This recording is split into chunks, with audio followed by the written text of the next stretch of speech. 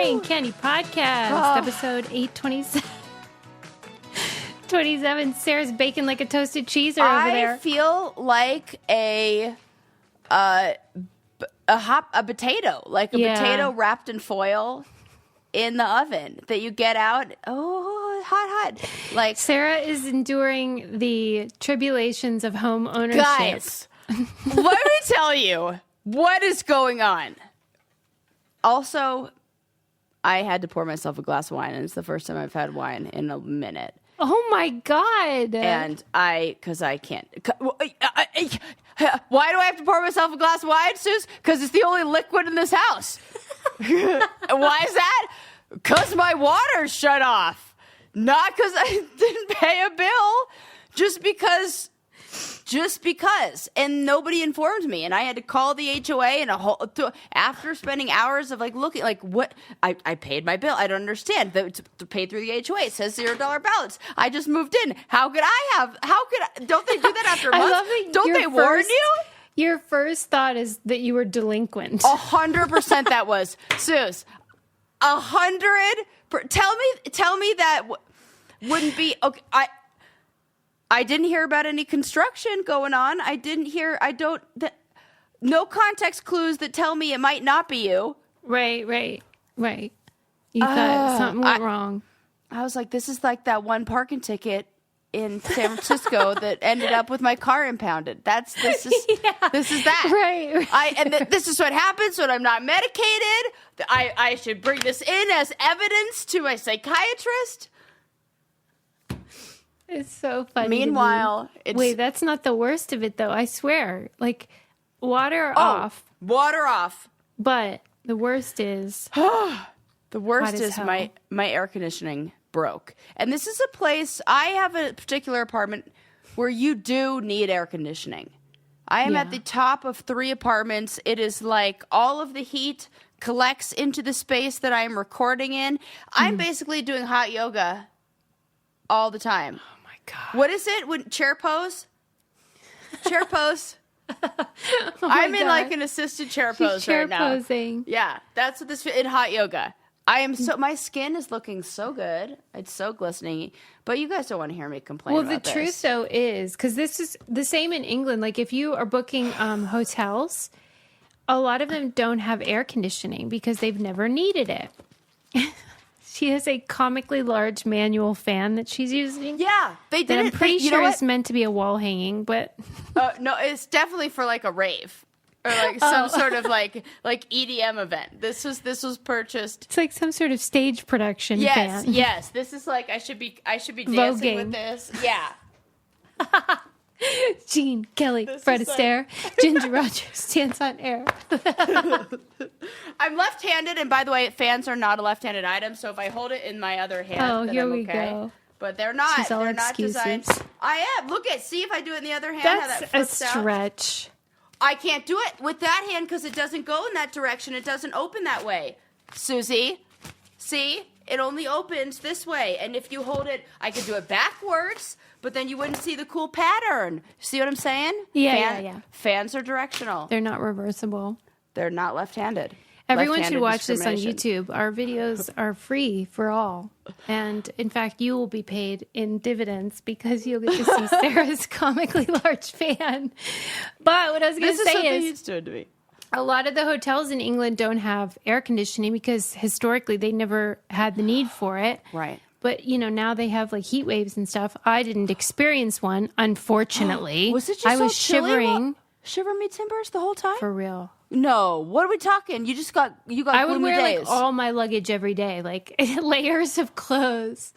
It was 50. You got lows June at gloom. 42. Low of 42. Okay, you got the June gloom over there. Lows of 42. Dang. I mean, and so my point is though that everyone really needs air conditioning now because we've ruined the earth.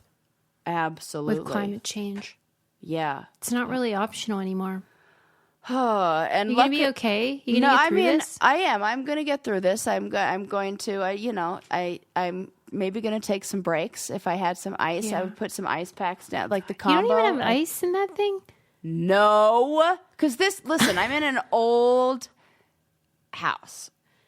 Yeah. Old place. I don't have an ice machine. Do you have an ice box? A Frigidaire? I have I do. I have a refrigerator, but I have to make my own ice, which would be fine if I had water. So bad. It's just right now. But I wish they would have warned me. The funny Give thing a gal is, a heads up. I can't make new ice. I drink. Had I known that, I would have rationed my water. yeah. I basically turned this into a full-blown survival situation in my mind. I'm like, I'm in an apocalypse situation. The heat has risen. We are in a drought. I can't bathe.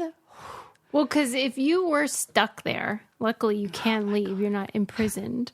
But if you were stuck there, you'd be a goner. Yeah, I'd give myself Your only a few beverage days. is red wine. That's all I have. That's literally what I'm drinking. I'm so glad I had to put it in the refrigerator. At least it's a little bit cold. Yeah. But all right, anyways, we'll get through this. We'll get through it. We will. Let's talk about some exciting things, shall we? Did you hear about how my actual worst nightmare has come to fruition? No. And not in a movie like the other times we've seen it. What are the things that where did my nightmares take place? Oh no, International Space Station. Yes! What happened? Oh my gosh, you didn't hear about this? How is this at the top of every single news time I open up? Okay, Susie. I don't Currently, think. this has been going on for some time now. Okay, so at this current moment, there are 2 people stranded. Susie, I motherfucking sent you this on Instagram, and I think you laughed at me because I said it's another Boeing situation. I said that? I sent you this. I sent it to you. Did I respond? Maybe. Probably you should have. Sometimes I miss stuff. You sent send a this lot name. of stuff. This is true. Okay. What? So. Wait, I'm scrolling. I got to find it. Yeah. You didn't send it to me. I did. No. You didn't. I don't think you did, but all right, Okay. what happened? Okay. I can't believe it. I would really respond if I knew people were stuck in space. Yes. 2 Boeing astronauts. So you know how you were talking about the Boeing. I did hear that they were struggling with their rocket, so I probably thought that's just what you sent me. Just sort of the usual, like they're It's mechanical. going on 2 weeks since they were supposed to be back at land. And they only have 45 days until it's lights out, donezo. This is like one of the, like that. Like, I'm so upset. Like, we spent how long talking about that dumb submarine? Susie, It's the same thing. that's a really good point. This matters more. I care less about that fucking millionaire than I do about these 2 who are stuck up in outer space. And don't worry, I'll tell you all about them because I think it's very important that we know about the people who are stranded up there. Don't you? Oh my God, I'm going to get emotional and like cry about the people on the space station. They might actually. This is like a real like cult. Like people need to care. Are you sure? Barry Butch Wilmore and Suni Williams remain on the ISS as Boeing and NASA engineers work to repair this. This is from today at 10:28 a.m. Oh no. This is terrible. What are we going to do? See? Yeah, I'm sorry I didn't read it.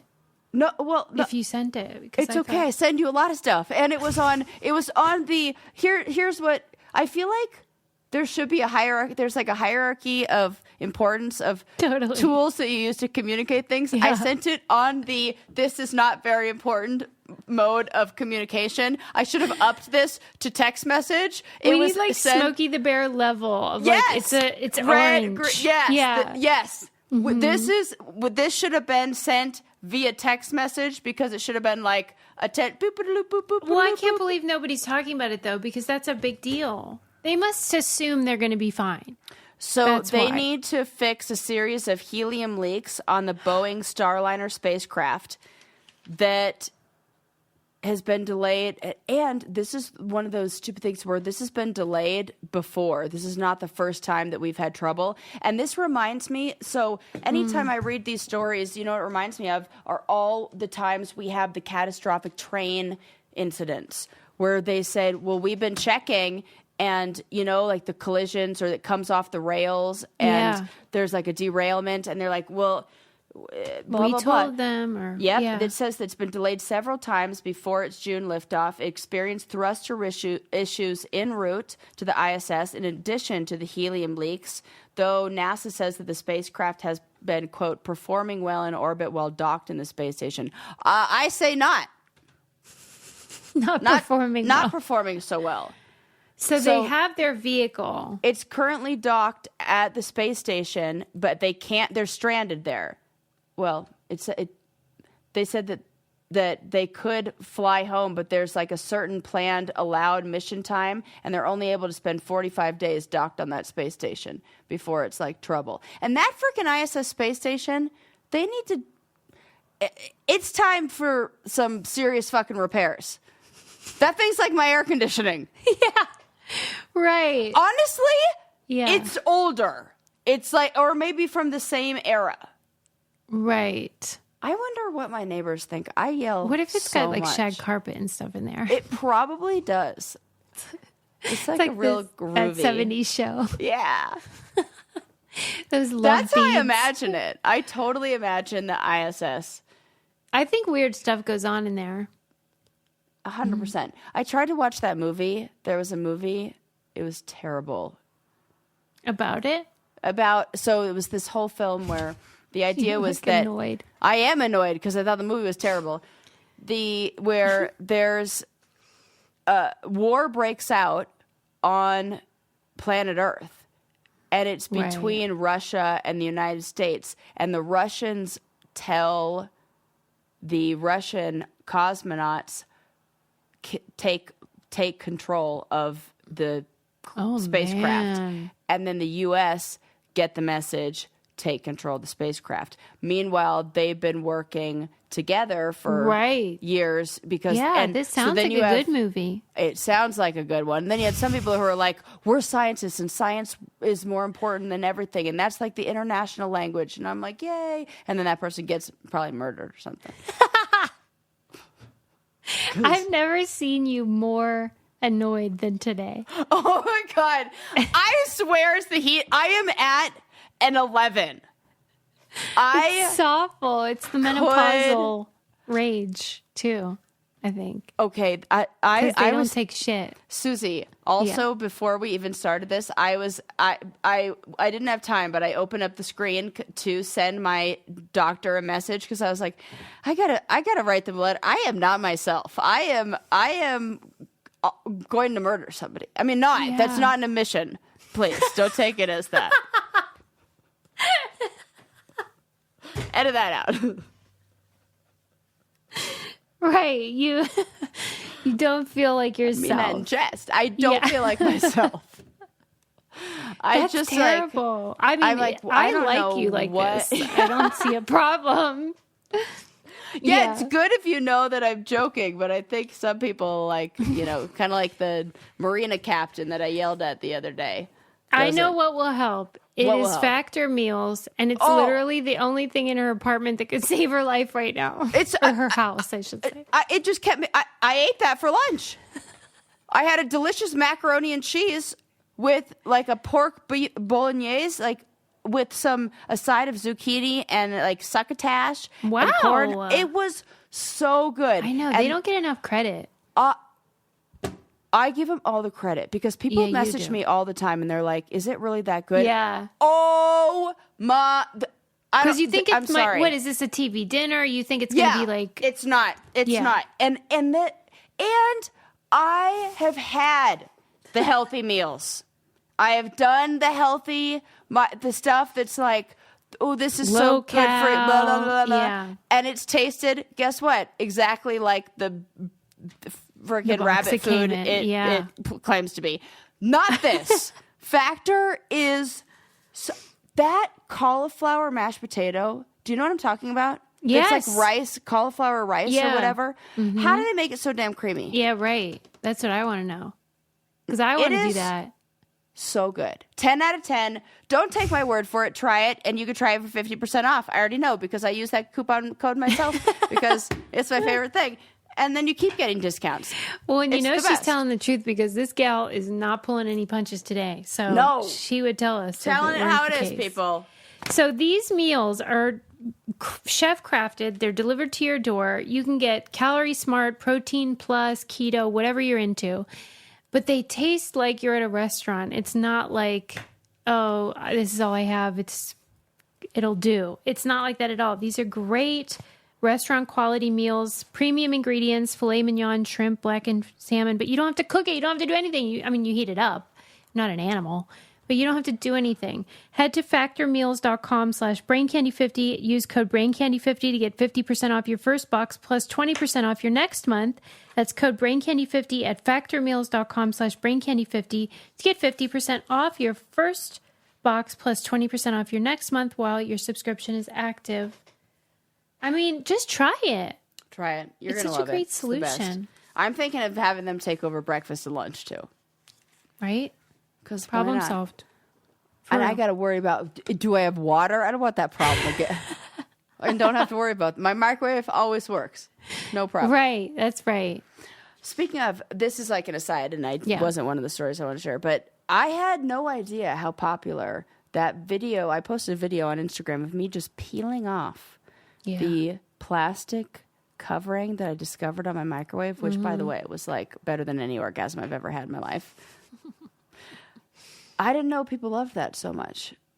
I think there's a whole subculture. Community. Oh, okay. This is like the ASMR thing, huh? Yeah, I think. But for good tingly feelings. Mm-hmm. That's actually, I gave myself a nice segue because one of the things that I did have to talk about, I was going to save it for later after I talk about these spacemen, but I can talk about it now, is the thing that happens with music where you get all the tinglies. That it's called, I never knew what it was called, that it's called music frisson. Yeah. And there are certain bands and everything that are starting to play for this specific feeling. You're kidding. Yeah. And there are playlists now that if you go on Spotify, I am learning so much about music and the power of music and the frequencies of it on the other podcast, Things We Got Wrong. No, that's our other one. This Changes Everything. On the one without you, Suze. I talked to a woman who specializes in sound healing. Yeah. Holy shit. Wow. I did not. It was so good. Oh my God. I'm pitching my own other show. I gotta tune in. It was really good. And also that was a nice music pun. But I love it, and I feel like we are only just starting to. That's what I mean. Open. Math and music are the secrets to the universe. Yeah, yeah. And music is math. I mean, that's what it is. Yeah. But wait, what do they do to the songs to make them give you the tingles? Oh, okay. So I have so much about music today. I don't even know. I'm jumping all over the place because I've got this, and then I've got stuff about I'll just bird go songs. where you take me. Yeah, you're so kind.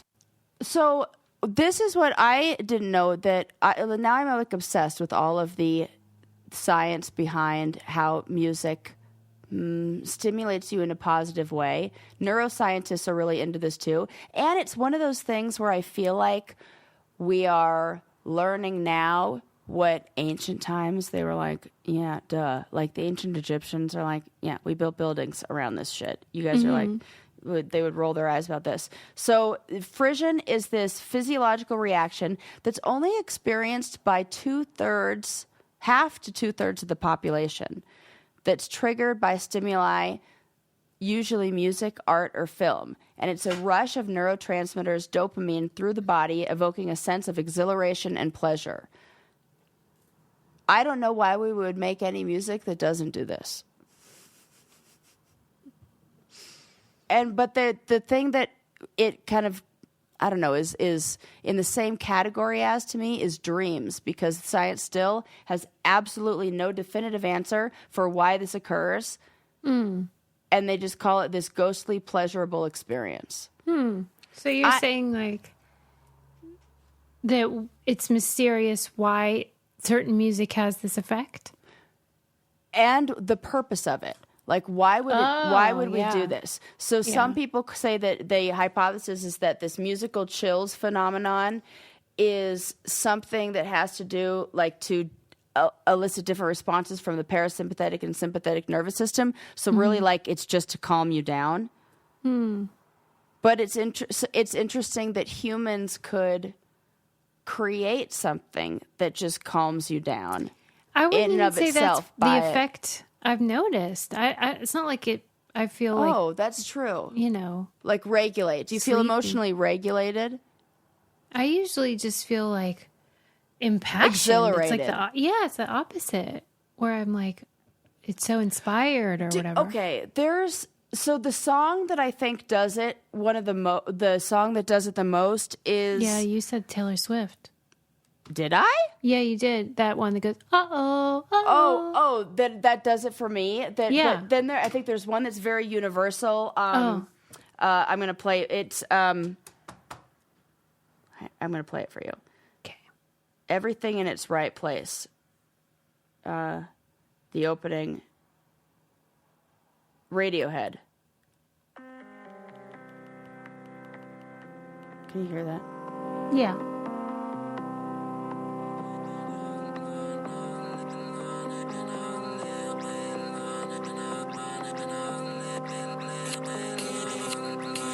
Do you feel that with that song? Just that opening? No, I didn't get chills. Oh, I get that so intensely from that song. Okay, every time. Okay, every single time. So now I'm wondering if you have to have an emotional connection to that song as well. Yeah. Right. And because is frisson the same for everyone? It did not say that at all anywhere in what I found, that it differentiates, because then that makes me think, if their research, it just said that half to 2/3 experience this, but half to 2/3 experience that only with certain songs? Or what if you experience it with different songs than I experience it with? Yeah, right. Because when you hear that, what do you feel? Just tingly. Like a tingly, like the same feeling that you get when you get a massage, but then also it's like this is going to sound so hippity-dippity, but like some like third eye, like chakra shit. Like I feel it like in the back of my neck and like in my forehead. Wow. Yeah, but that's probably just where hormones get released, like in your pituitary gland and like something like that.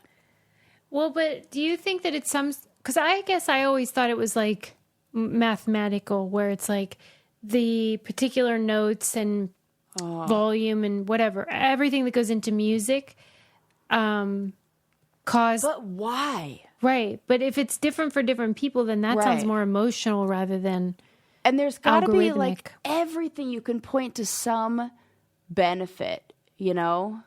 Like, oh, we have long eyelashes to keep the sand out of ours. We have body hair to keep the mosquitoes away. Like everything is very explainable, I feel. Even like a desire for certain tastes. Or I like sweet because of the... I can understand why the benefit of music, because it can create cohesion. We need community. Yeah. We have to act in unity. That's important. And also like the voice of your mother and how, you know, it's soothing to a baby, whatever. Yeah. But I don't know why certain melodies or whatever would cause like a more of almost like an arousal. Yeah. And it says that this frisson can lead to feelings of pleasure and inspiration, increased openness to experience, and stress relief. Yeah. Those have some evolutionary benefits, definitely. Yeah, but you have to wonder, like, where would the music be coming from, evolutionarily speaking? Okay. I'm glad you asked that. Glad you asked. That's my next segue. So... this is like, a lot of these were just like cute little facts that I found that all kind of tied together. So there's, how do you feel about bird noises? I mean, sometimes they're a little annoying. Okay, but have you ever like... But I do like a bird song. Yeah, so... Just they get a little repetitive. the reason bird songs are so relaxing is because it's like in us from way, way long ago that when birds are chirping, there are no predators around. Because as soon as predators come around, the birds will go. They zip it. They zip it. I wish they'd see me as a predator sometimes then, because sometimes I'm like, enough already. I feel like that guy in Steel Magnolias that like shoots the tree. Oh my God, I love that part of the movie. It's just because so they go on, and it's the same like 4 notes. I love that movie. Sarah, you feel bad for... Oh no, don't cry about it again. No, I won't.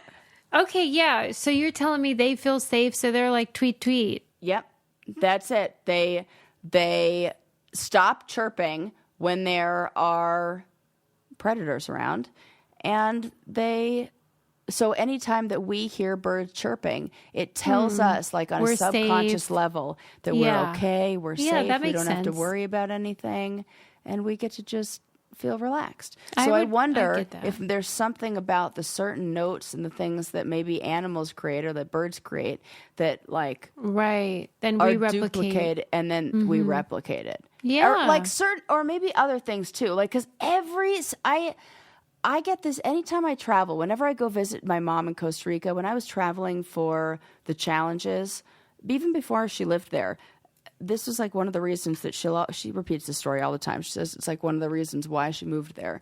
But I was in Costa Rica and I was like, Mom, every single thing we have is like inspired by nature. Like you look at the flowers and the flowers look like cups, like the water filled up in the flowers and the birds were coming by and drinking out of that. And I'm like, yeah, of course we invented cups. Like look at how everything is like reflected. Everything that we see in nature is reflected back. And I feel like we've just kind of done that with music. So the music that maybe nature creates that makes sense. Listen, that has some naturally like really calming, right? Like the sound of, I don't know, the inside of a freaking cave. And I can see a band like Radiohead wanting to create that same kind of experience. What happened to the 1/2 or 1/3 of the population who doesn't have that? That's actually a really good question. Because that's troubling. I always, whenever someone's like, I'm not into music, I'm like, you're suspicious. I think the same thing for people who say I don't like animals or like I get it if you had like a terrible experience, but just all of them, all music, all art, all But maybe it's one of those things where you are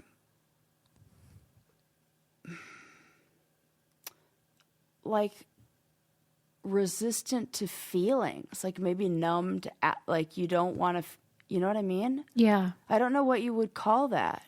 That makes me very sad for those people where it's like, I can't connect to anything because connecting to something feels dangerous. So it's easier for me to just feel nothing and stimulate myself in any way. Mm-hmm. And those people probably usually numb out to the world in some way, I would imagine, in other the people who don't like music or don't like, you know. Do you know people like that? You say I don't like music? The people that I know that are like that are either on the spectrum, like it doesn't connect with them emotionally, or people that have had like severe trauma in their childhood, which is what you're describing, where you like, you know, wall yourself off a bit.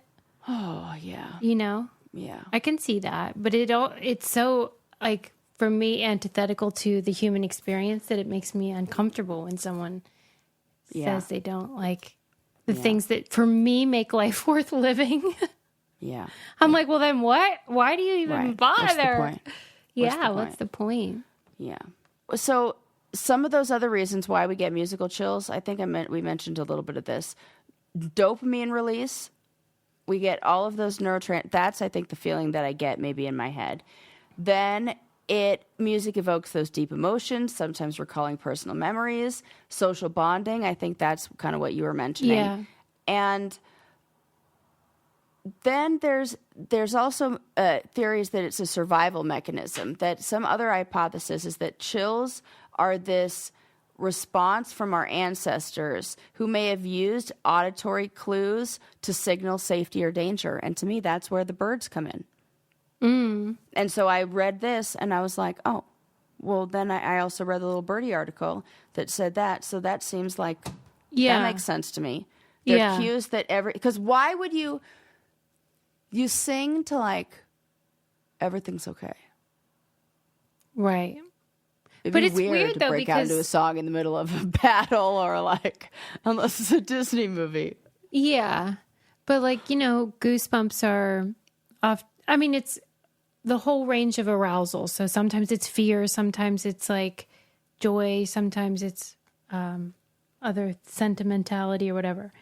But I don't know, like you would think if it's supposed to be telling you you're safe, that wouldn't create goosebumps, because goosebumps are more like on guard kind of, That's a really good point. Yeah. It's almost like, you know what? I never thought about that. And that's kind of the same thing as when I say that what's the physiological difference between being excited and being nervous? And they're very similar. Mm-hmm. That there is a big overlap in that as well as like that goosebumps, I'm scared, aroused. You're just aroused. Yeah. Right. Interesting. Well, because like so many things are a label problem where we feel things, experience things, and then label them in a split second as this is that, and it's not. Yeah. This is fear. This is nerves. This is danger. It's just arousal.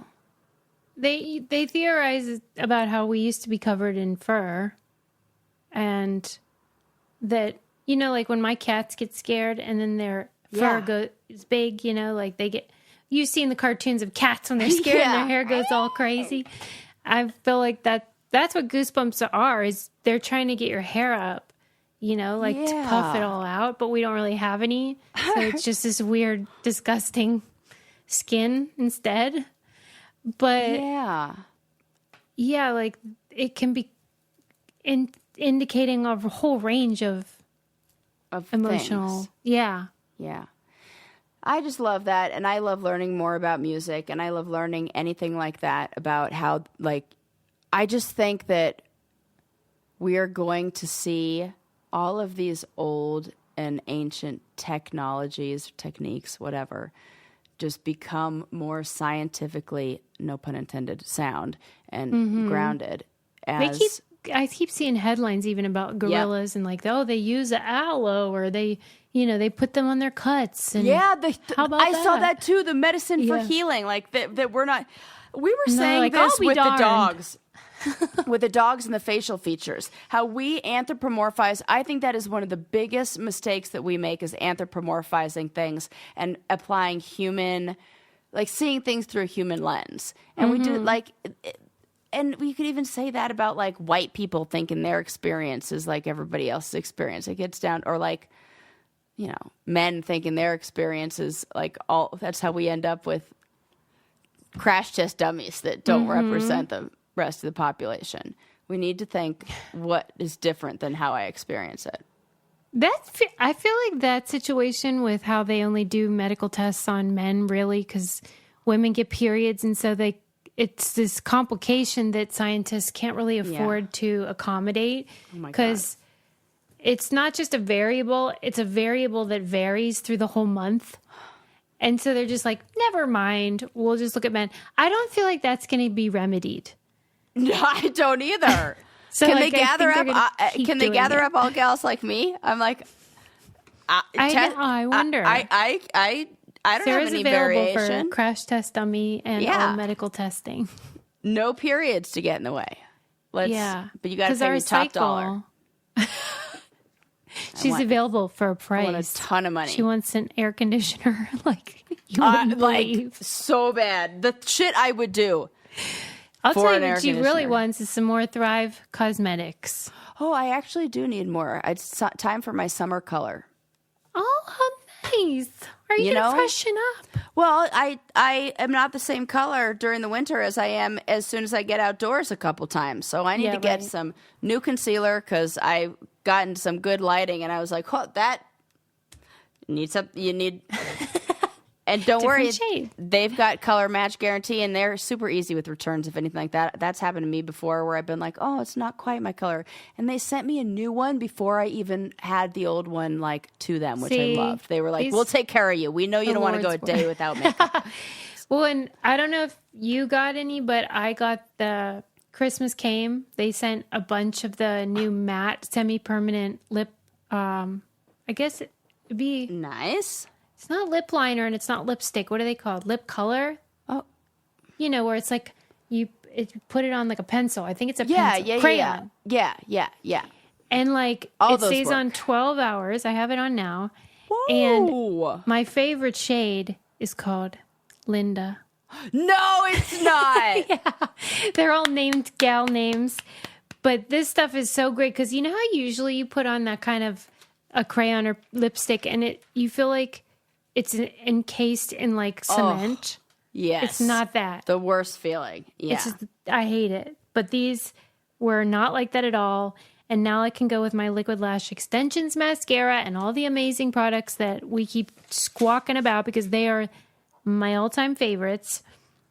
You can have them too. Refresh your everyday look like Sarah's going to do with Thrive Cosmetics, luxury beauty that gives back because they support all kinds of great organizations. They give money to help communities thrive. Right now, you can get an exclusive 10% off your first order at thrivecosmetics.com/braincandy. That's Thrive Cosmetics, CAUSEMETICS.com/braincandy for 10% off your first order. I am a loyalist for life. Yeah. They're the best. All right, ma'am. Sorry. Okay. What? I do want to go back because I have to talk about this in my discussion about the ISS, the International Space Station. I know we left that, but I have to go back because I wrote this in my notes. I figured out why that is my number one place that I'm fearful of. I can't wait to hear this. I made a huge list about the similarities between living on the International Space Station and being on MTV's Real World. No. It's the same thing. I totally get it, but I can't wait to hear the list. But I am at that point too where I'm like, everything connects to that to me. Am I that? Did I just do this? Did I just say that? I'm gonna give. I have evidence that I didn't I feel the same way. Like people probably think we're crazy. You know what? But a McDonald's hamburger has in common with the Real World house. But I mean, it's true. But I can't wait to hear. Tell me how it's the same. Social dynamics. Could it be the close living quarters? Small group of people in close living quarters, strong interpersonal relationships, conflict. You have to do conflict resolution, teamwork and cooperation. The success in both situations relies on the teamwork and cooperation of the individuals participating.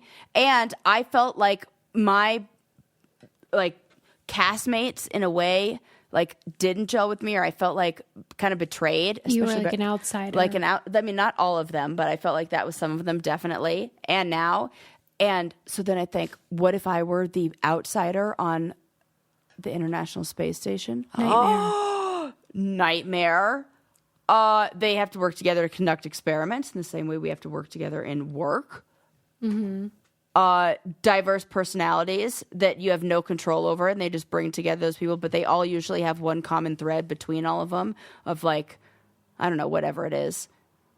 Where you're just similar and yeah. Then environmental conditions, controlled environment,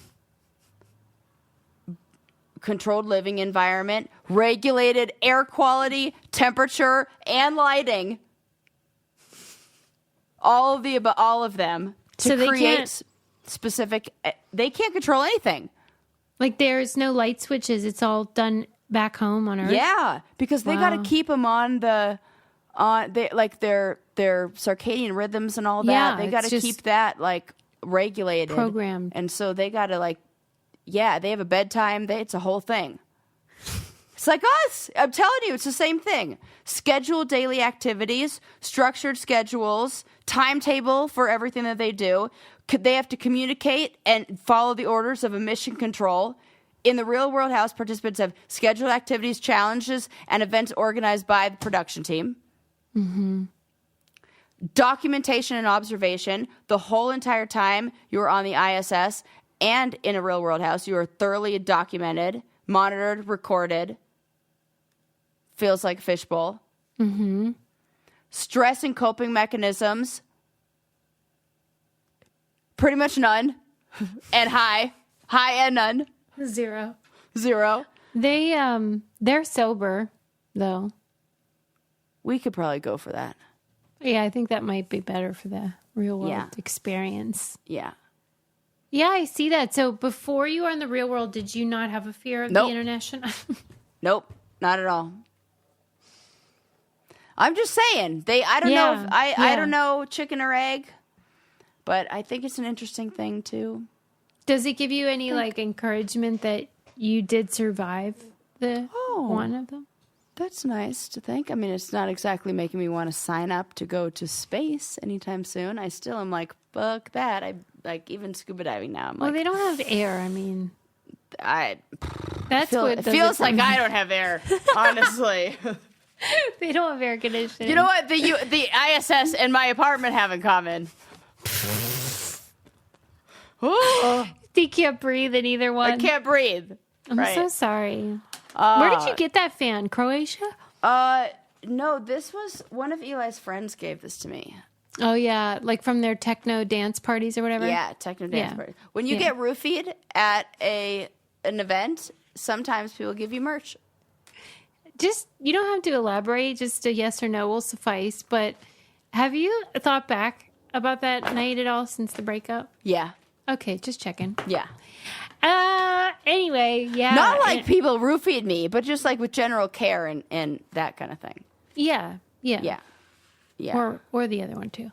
No, I'm just joking. Don't say that, Sarah. I'm totally joking. No, yeah, no, well, that's true of any breakup. You look back and you reframe. So many, a lot of I stuff. do that. I do that with all of that, where I'm just like, oh. Well, I told you when my therapist pointed out that the thing because she asked me, what do you have? I really am all over the place with the conversation today. Now we're everywhere. But when she asked me what do all these partners see as some attractive about you? What do you bring to the table? And I listed, I don't need anything. I mean, it is great. Traveling with you, it's great. It is. I was reflecting on how we were in Brazil for a month, and I was like, wait, it couldn't have been a month. Were we there? And I was like, that's nuts. Just two gals. Was that not the best time? It was the best. I am so glad that we did that because that is we would have never gotten to do that any other time in our life. We got a month of shenanigans. Yeah. Playing, learning, grow. Everybody, you just say yes to everything. Listen, as an old menopausal woman, you got to say yes to everything. Yeah. Do it all. Friendships are the most valuable and the most important. I mean, relationships are wonderful too, but see carpe that diem all day long. And you know what? That is also a good segue for another story I have to tell. Let's hear it. Okay. So we're going to be excited and happy for this one gal, but we're also going to be mad at one of our favorite things to be mad at that's not Everest. What is an organization, group / thing? Oh, Guinness World Book of Records. Yes! I love when we play this game. Yeah, that's easy. Oh, Guinness World Book of Records. Those jackasses.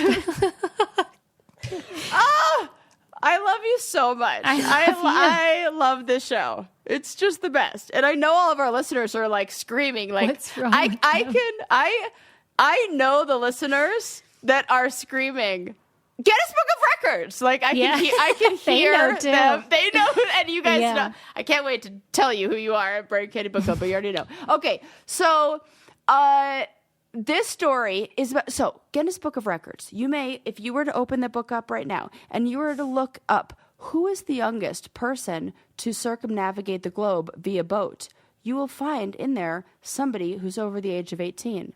But that will be a lie because they are not the first person. The first person to do that, or the youngest, not the first, the youngest person to do it, is a girl named Laura Decker who did it at 14 years old.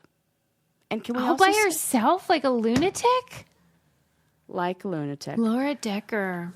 First of all, last name Decker. Deck of a boat. Ship. Come on. Are we not going to talk about that? Obviously. She did this. I mean, it makes sense that that's her name. So she was born on a boat in New Zealand and lived most of her early life on sailing vessels and just grew up with this I mean, she knows what she's doing. Yeah. She's just fine. By the age of 6, she was already sailing solo. What? And by the age of 10, she had crossed the English Channel. By herself? She knows what she's doing. That's nuts. And you know what? If you know, like, it to me, it's like if you know the tools, what's the difference between, like, I rode my bike down the street and I crossed the English Channel? Man, a lot of things are different. If you know the tools, if you know It's because sometimes the sea is so, it's just like. So is a car crossing the street. Yeah. I think you're more creatures. I think you're. What about all the creatures? You know, I was talking about dudes. I feel like she's safer out in the water with all the skills. Okay. All right, you're right. It's the same. Okay, it's the same. This is also why I don't have children. And so it's like when I say, yeah, that show's fine for kids. Get off your bike. Like, you could just get off. I know, Susie. Okay. You're 100% right. I totally agree with you. But it is funny watching you try to defend / also support me in this. Like, defend your position. But principally, I get it. So you're saying, like, it's just about familiarity. Yeah, familiarity. Yeah. And at 14 is young, but, you know, if she were a 14-year-old boy, and this, would we really be like, yeah, what's a 14-year-old boy doing out there? No, it'd That's be like, true. Go get it, Huck Finn, Tom Sawyer. That was not a joke. That was meant. Go ahead. Okay. You want to hear about Laura Decker? Yeah. Oh, okay. So Laura departed on her journey in 2010 from Gibraltar. She sailed a 38-foot yacht that happened to be named Guppy, which is adorable.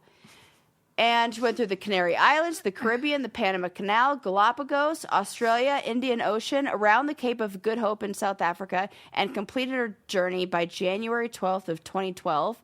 So it took her almost like 2 years. That is crazy. She arrived. Did she stop and like hang out with people? Yeah, I'm sure. She arrived because you got to like refuel and do all that stuff and fuel up. And your food and like all that. And it's like I do not understand boats. She made it all the way around. We watched that journey about the women who went around. Yeah, I know. You know, but when you said fuel, I just got confused. Yeah, you know, they probably need fuel, gas for like motor and stuff. Yeah. Okay. But sailing implies that she's using a sail. Wow, I didn't even know. She landed at the age of 16. She had no other people on this boat, or she had a crew? No other people on this boat. Solo. How do you do that? Solo, circumnavigating it. She's the youngest person to sail solo around the world. She documented, right? Thank you. That is what I was looking for. Badass bitch of the week. She documented her journey and she wrote a memoir about it called One Girl, One Dream. And she's like an amazing inspiration for so many young people but the interesting thing is she faced a lot of like court battles with this because her parents she had to prove that there were all these like, you know, people were like, she should be in school and they were worried about her education. So originally the Dutch authorities and child protection agencies came in and with concerns about her safety and education. I'm sorry, but if you're a 14-year-old who has all the skills to circumnavigate the globe, yeah, I'm not worried about your education or your. You're fine. Yeah. Because what you need is to know how to learn. And I guarantee you, she knows how to learn. Right. Because she knows a lot of fucking stuff and had to learn a lot of stuff to be able to do that. Once they can read and write, you're out of the woods. It's right. And eventually they had this prolonged legal battle with the Dutch courts, but eventually they allowed her to proceed under the condition that her education would not suffer and that safety measures would be in place. Okay, fine. Yeah, fine. Shut up. Go ahead. Shut up. Right. I love it. What I want to know, though, is why she is not wearing the crown from... Oh, my God. Yeah. That's right. I buried the lead. Yeah, okay. What happened? What'd they do? This idiot with the clipboard. I hate this guy. At the time of her journey, the Guinness World Records had a policy to not recognize youngest achievements for any dangerous activities. So they considered, and that included solo sailing navigation, because they wanted to discourage other young individuals from attempting anything that could potentially be hazardous. Okay. So they didn't, she's not included. Yeah, but you're telling me they've given it to someone else though, because then they decided, who cares? They didn't list it. I think they didn't include that. Oh, so there's not somebody else in her stead. I think it's it doesn't say this person said, just so that's still their policy. That's their policy. They won't ever include the youngest. I don't mind that too much, but I do think she should get more publicity. They won't recognize her record. So you can write into Guinness Book of Records for saying, I have eaten the most donuts while spinning around on a unicycle. Right. And they'll be like, here you go. But if you did some amazing feat, like circumnavigated the globe, and you're the youngest person to do so, you will not get recognized by Guinness Book of Records. Huh. I feel like they should give her I don't know. That is kind of true. She could just get a Lifetime Achievement Award, and they don't have to say youngest about anything. Yeah, like a post... once you turn 18 or something like that. Yeah, like a lifetime achievement. You should get recognized for it or something. Yes, I agree. But do you think that rule is good or not? When I think about it, I do. When I think about what that could encourage and how fucking dumb kids are, and they're already the ones who are going for highest. Right. Most people are not. That I could see that being dangerous, and the amount of precautions that were in place before. I think that is very important. What's she doing now? That was a long time ago. We'll have to look her up. Yeah, right now she is... I do have some information on it. She continues to be involved in sailing and maritime education, and she advocates for youth sailing and participates in various sailing events and projects worldwide. And she founded the Laura Decker World Sailing Foundation that encourages young people to pursue sailing and adventure. Wow. Tip of the hat to Laura Decker. Yeah. I think she and those gals of the Maiden Voyage. The Maiden Voyage should get together, and I'm sure they have. Yeah, because that's a very small group of women who do those, what are they called? Long haul, whatever they are. Yeah. Yeah. I do not have any desire. It sounds terrible. Yeah. Some people really thrive in suffering, though. I was saying I could be on a boat for an extended period of time. You absolutely could. And I would you feel like you couldn't now because you're really hot and you're like, I don't want to be uncomfortable. No, now I'd love to get me in the water. A boat sounds great. I feel like you're one of those people that for some reason you really do come alive whenever the shit gets tough. Yeah. Yeah. I definitely do. I am not that kind of gal. Well, people thrive during different times. It's either I thrive when things are great. It could be in the building. There was the author who wrote that book, Life is in the Transitions, that talks about those life quakes that we go through. We've talked about it on here. And they said there's different times. You either are good during, in the rebuilding after, or in the starting of something new. there different people thrive in, like, I can't remember exactly what it is, but in each one of those different situations. And I could be in the shit thriver, but maybe I'm not as good at the, like, well, I know when you're not rebuilding. good. It's when, like, Things are good. Everything's good and that feels boring to you. You know, it's like you mistake peace for like boredom. Yeah. Which makes sense. My body's like, let's just mix it up and get a hysterectomy. I just rewatched the clip of Tig Notaro when she was talking about how she had been fairly flat-chested before she got breast cancer, and she always like made fun of them, her boobs, and then she got breast cancer. She was like, maybe they overheard me and said, you know what? Let's kill her. That's how I feel about maybe it's my fucking fault for putting 2 tattoos of revolver guns aiming right at my reproductive organs. And maybe my reproductive organs were like, well, fuck you then. We're out. Oh, you want us dead? Well, we're dead. It does make you wonder. It makes you wonder. Just say it. Sarah, thank you for all of those great stories. I was all over the place today. It's the heat. It's the wine. This was a true joy. It's the fact that I don't have water, but it's not any fault of my own. You can't even hydrate. Where's your? You just be like eating liquid IV packets. I will have to dump the liquid IV packets right into my mouth. Do you think that would work? Or does there have to be? I can't imagine it's good. A water molecule. I think it does. I think we should write them. A water molecule. Dear liquid IV. Hey, how come you didn't watch Jim Henson while I was away? I thought you would. I haven't watched anything. It's that Taskmaster. It's the damn Taskmaster. Well, maybe for a long time I didn't have. I had to to get everything set up. I didn't hang my TV. I had to set up an office. I had to do things. I had to. Because here's the water company. All right, Sarah's going to take her call, and I'm going to say goodbye to you.